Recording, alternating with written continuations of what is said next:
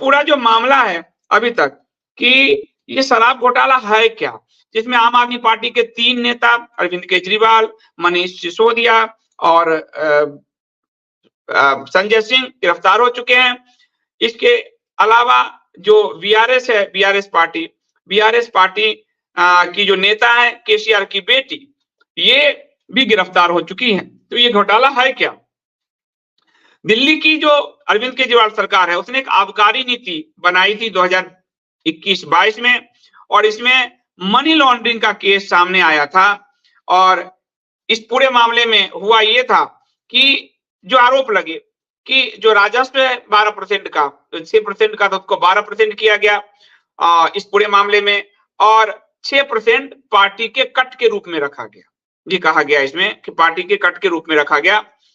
जो ईडी का चार्जशीट है वो कहता है कि एजेंसी ने बीआरएस की नेता के कविता के अकाउंटेंट बुची बाबू का बयान दर्ज किया था, जिसमें उन्होंने बताया था कि कविता केजरीवाल और मनीष सिसोदिया के बीच एक राजनीतिक समझ थी। इस दौरान कविता ने मार्च 2021 में विजय नायर से मुलाकात की थी। इस मामले में एक और आरोपी दिनेश अरोड़ा ने भी ईडी को बताया था, मतलब जो चार्जशीट है उसके हिसाब से बता रहा हूं, कि उसने केजरीवाल से उनके आवास पर जाकर मुलाकात की थी। ईडी का कहना है कि वाईएसआर कांग्रेस के सांसद मंगुटा श्रीनिवासुलु रेड्डी और केजरीवाल के बीच कई मीटिंग हुई थी। सीएम केजरीवाल ने दिल्ली के शराब कारोबार में रेड्डी की एंट्री का स्वागत किया था। पूछताछ में बुची बाबू और आरोपी अरुण पिल्लई ने कहा था कि वो एक्साइज पॉलिसी को लेकर केजरीवाल और सिसोदिया के साथ मिलकर काम कर रहे थे। साथ ही आरोपी विजय नायर ने वीडियो कॉल के जरिए, फेस टाइम पे वीडियो कॉल के जरिए केजरीवाल और गिरफ्तार आरोपी समीर महेंद्रू से भी बात की थी। इस दौरान केजरीवाल ने समीर से कहा था, चार्जशीट के मुताबिक, कि विजय उनका आदमी है, उसे उस पर भरोसा करना चाहिए। तो और इसमें कहा गया कि कमीशन जो है बनाए गए, 12% टैक्स था, जिसमें 6% पार्टी को गया, पार्टी ने अब उपयोग किया, और वो पार्टी ने अपने वर्करों की करीब 70 लाख सैलरी दी, वॉलंटियर्स की, गोवा चुनाव में पैसे खर्च किए, और इस तरह की चीजें तमाम हुई थी। इस पूरे मामले में पहली गिरफ्तारी 26 फरवरी 2022 को हुई, जो मनीष सिसोदिया के रूप में, जो तिहाड़ जेल में है। नई शराब की नीति जब लागू हुई थी तो विभाग सिसोदिया के पास था। आरोप था कि आबकारी मंत्री होने के नाते सिसोदिया ने मनमाने और एक तरफी फैसले किए थे, जिससे सरकारी खजाने को नुकसान पहुंचा और शराब कारोबारियों को फायदा पहुंचा। ये पहला आरोप था सिसोदिया पर। और आप लोग कहेंगे कि सिसोदिया अली को क्यों नहीं मिल रहा, तो पीएमएलए में आपको बताया कि जमानत नहीं मिल पाती, बहुत मुश्किल होता है। दूसरे आरोपी संजय सिंह थे।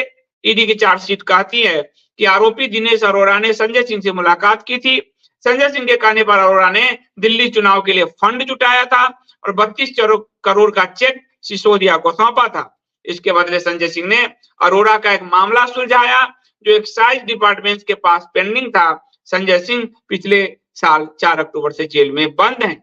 इसके बाद केसीआर की बेटी के कविता, ईडी का दावा है कि आम आदमी पार्टी के नेताओं के लिए विजय नायर और दूसरे लोगों को साउथ ग्रुप ने 100 करोड़ की रिश्वत दी। आप नोट कीजिएगा इसको, साउथ ग्रुप ने 100 करोड़ की रिश्वत दी। कविता इस साउथ ग्रुप का हिस्सा थी। इस ग्रुप में दक्षिण के राजनेता, नौकरशाह और कारोबारी शामिल हैं। ईडी का चार्जशीट कहता है कि कविता ने 19-20 मार्च 2021 को आरोपी विजय नायर से मुलाकात की थी। कविता ने को ईडी ने इसी साल 15 मार्च को हैदराबाद से गिरफ्तार किया था। तो इस पूरे में जो नीति बनी उसमें क्या हुआ, 17 नवंबर 2021 को आम आदमी की पार्टी की सरकार ने ये नीति लागू की।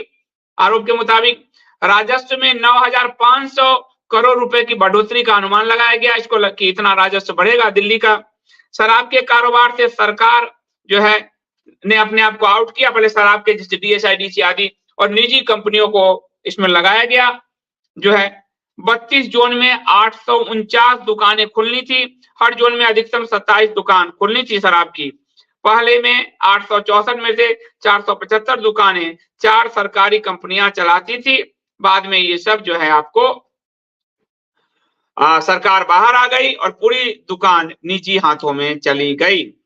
दिल्ली सरकार की, अरविंद केजरीवाल सरकार का दावा था कि नई शराब नीति से माफिया राज समाप्त होगा, सरकार के रेवेन्यू बढ़ेंगे। लेकिन ये जो नीति थी इसमें जो है आपको शुरू से ही बवाल मचना शुरू हो गया, और जब बवाल मचने लगा तो केजरीवाल सरकार बैकफुट पर आई और 28 जुलाई 2022 को सरकार ने इस नीति को रद्द कर दिया। ये जो घोटाला खुला 8 जुलाई 2022 को दिल्ली के तत्कालीन मुख्य सचिव नरेश कुमार, उनकी रिपोर्ट से ये घोटाला खुला। इस रिपोर्ट में मनीष सिसोदिया सहित आम आदमी पार्टी के बड़े नेताओं पर गंभीर आरोप लगाए गए थे। दिल्ली के एलजी वीके सक्सेना ने सीबीआई जांच की सिफारिश की। इसके बाद सीबीआई ने 17 अगस्त 2022 को केस दर्ज किया।